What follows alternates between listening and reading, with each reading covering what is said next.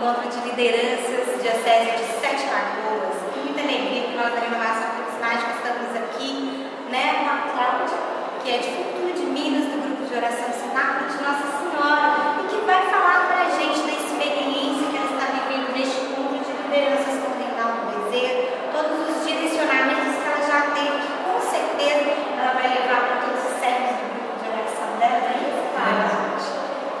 Eu estou tendo uma experiência muito forte e estou também tirando muitas dúvidas, né? O que é a renovação carismática, né?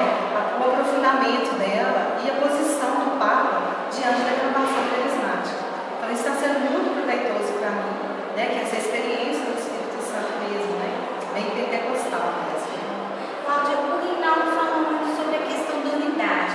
Você sendo, né, vice-coordenadora de um grupo que está fora da diocese, como você vê essa importância da unidade, mantermos nessa vivência mesmo estando um pouco distantes? É muito importante e isso é primordial no grupo de oração, porque essa unidade é que faz assim, a aproximação, a gente viver esse amor fraterno entre irmãos mesmo, né?